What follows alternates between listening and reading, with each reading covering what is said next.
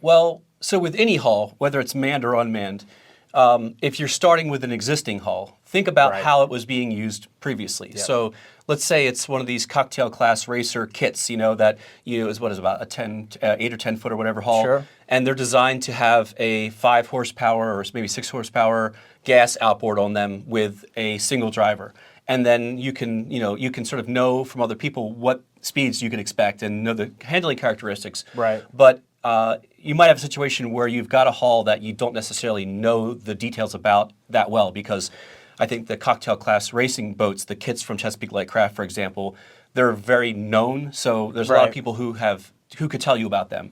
Some random boat that you might find on Craigslist or on Facebook Marketplace, you may or may not really know what is it going to take to get this thing up and going. Sure. So the first thing I would do if I had a hull that was available to me that I wanted to consider using it, whether it be manned or unmanned, is put a simplistic propulsion system on it to see what it does. Sure. So if you had available to you, let's say, a small 3 horse, 5 horse, 8 horse, gas motor, then put it on there, and in the case of a boat like that, you're going to have room for a driver to drive it. So maybe this won't work for the smaller boats, but then you can see, like, okay, well, this much power, it can get up on a plane, and getting up on a plane, with a 3 horse, it just barely can do it, but with a 5 or 8 horse, maybe it can get up really easily. Right. Figure out what these things are, but then also keep in mind that because your propulsion system isn't necessarily going to be that gas-powered outboard, when you put in the equivalent of an electric motor, are you going to be able to get that much power, or are you going to be potentially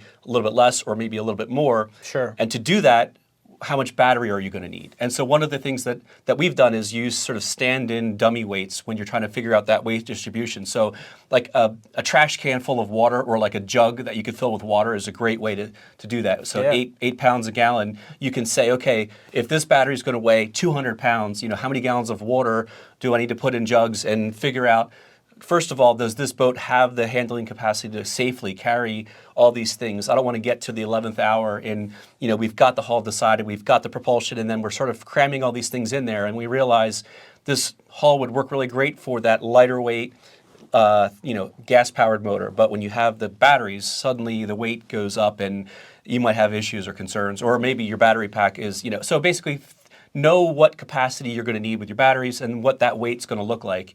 And depending on your battery chemistry, that might be different, but look at the actual cells that you plan to use and figure in a little bit of overhead for bus bars and all those kinds of things. Right. Right. And then you can also shift that around in the boat.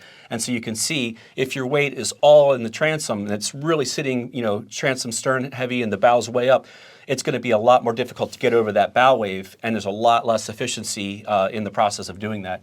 So, if you need to shift that weight forward, knowing it before you go to the whole process of like coming up with a really secure way to mount the batteries and everything, and then realize they're not going to work here. I have to then take it all apart and figure out a way to mount them even further forward and maybe extend your power leads and all these different things. Well, I think what you're highlighting, right, is like there's a test that we need to do where we're not even with propulsion.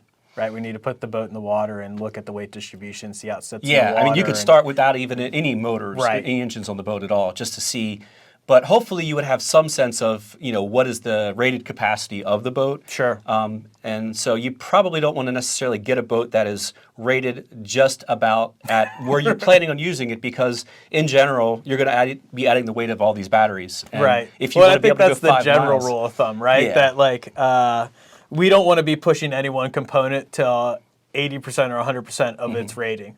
That if we're at 60%, whether it's the electrical system or the hull, then we are. Well, on the other side of that, if you go too big, then you're pushing around extra weight, and you're using power that you don't necessarily need. So if your goal is to go 5 miles and go fast, then being able to carry 6 or 10 passengers, but you're not, isn't an advantage necessarily. So our wooden hull boat, when we got that, it already had bench seats to be able to seat. You could cram 6 people in there, 5 comfortably if you've got 2 in the driver's, in the driver's bench, and then 3 in the back. And so by that aspect of the design, it's definitely overkill.